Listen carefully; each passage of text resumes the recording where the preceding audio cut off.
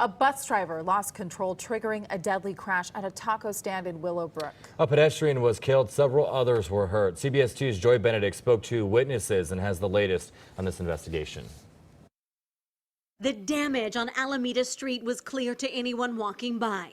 But for those who saw the crash firsthand, it was terrifying.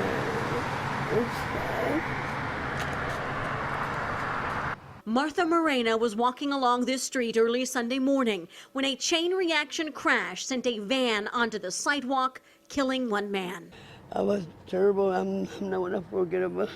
Investigators with the CHP say a Metro bus was traveling south on Alameda when the driver lost control. The bus crashed into 4 parked cars. The impact threw the van onto the sidewalk. When I see the bus goes like this, I should jump.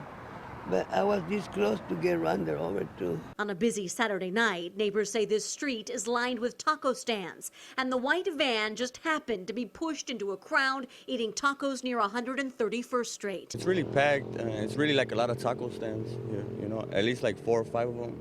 At least one man was trapped underneath. 32-year-old Jose Hernandez was rushed to the hospital, but he died shortly after. Today, his friends and family came back to the scene looking for belongings, not quite ready to talk about their loss. I don't know, it's a tragedy. It's a lot of blood here. A lot of people were injured. In all, there were 10 people injured in this chain reaction crash. One of them did not survive. Another remains in serious condition, but we're told the rest suffered just minor injuries. As for the driver of this bus, it's not clear what caused the 26-year-old to lose control. That remains under investigation. But those who live around here say what matters most is the Hernandez family, as they must now say goodbye far too soon. Joy Benedict, CBS 2 News.